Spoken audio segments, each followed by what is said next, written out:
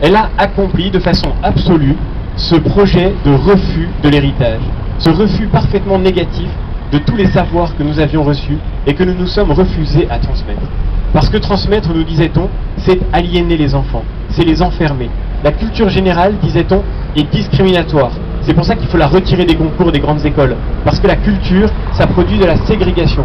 Bref, on nous expliquait que la culture que nous voulions transmettre, elle allait enfermer les enfants que nous avions en face de nous, les élèves, les adolescents, les étudiants. Elle allait les piéger, elle allait les déterminer à l'avance, elle allait marquer leur vie, et donc elle allait conduire simplement à reproduire les stéréotypes et les modèles dont nous étions nous-mêmes les héritiers, c'est-à-dire les prisonniers.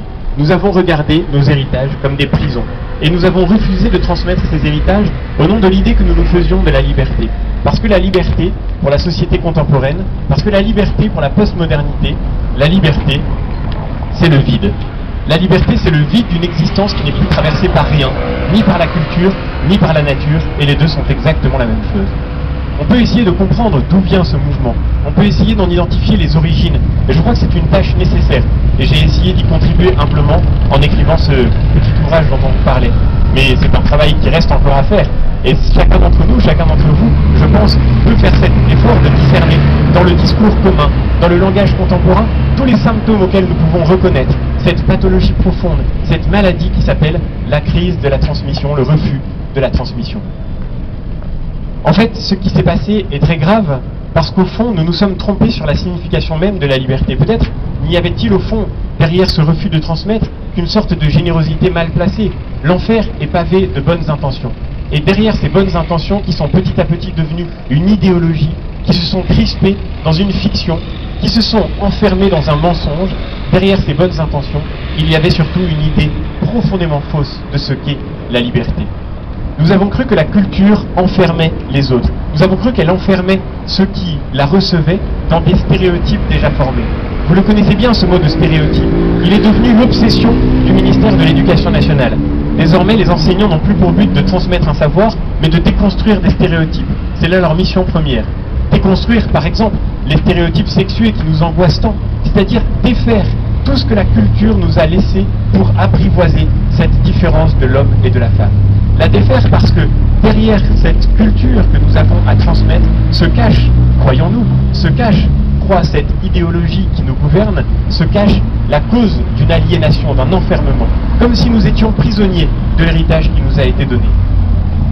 Derrière ce refus de l'héritage, il y a la volonté, je le disais, de nous affranchir et de construire une liberté absolue, le fantasme de la société contemporaine, une liberté du vide, c'est-à-dire une liberté qui n'est plus précédée par rien. Au fond, l'individu contemporain, c'est celui qui voudrait que rien ni personne ne le précède, que rien ne précède son choix, que rien ne précède sa décision. Il veut, l'individu contemporain, pouvoir décider de tout.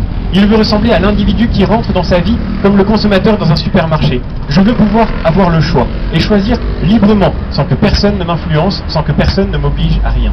Je veux être un consommateur de ma propre vie et je veux décider de tout. Le consommateur veut avoir le choix, le plus de choix possible. Et tout ce qui enferme, tout ce qui semble enfermer notre liberté de choix, nous le rejetons avec violence. Et c'est la raison pour laquelle nous rejetons la culture. Parce que la culture, c'est vrai, nous précède. En nous transmettant la culture, nos parents ont fait un acte d'autorité. Ils nous ont appris à considérer ce qui était bon et ce qui était mauvais, ce qui était juste et ce qui ne l'était pas. Prenez par exemple la première forme de la culture, cette forme toute simple de la culture, celle qui nous relie ce soir, la langue.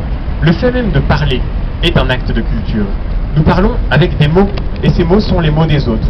Cette langue avec laquelle nous parlons, nous ne l'avons pas inventée. Elle ne dépend pas de notre pure et simple spontanéité. Elle nous a été transmise. Et nous avons dû apprendre à la parler. Nous avons dû entrer dans la discipline de cette langue telle qu'elle nous a été donnée, dans sa grammaire, dans son vocabulaire, dans sa syntaxe. Concrètement, nous avons été à l'école. Nos parents nous ont appris à parler. L'école nous a appris à lire, à écrire. Et pour apprendre à lire et à écrire, nous avons dû apprendre l'exactitude de la prononciation, la justesse de la formule, la rigueur de l'orthographe et de la grammaire. Nous avons fait des dictées. Et sur nos dictées, il y avait souvent des taches rouges. Et à la fin, nous avions des notes plus ou moins bonnes. Nous avons parfois eu des mauvaises notes.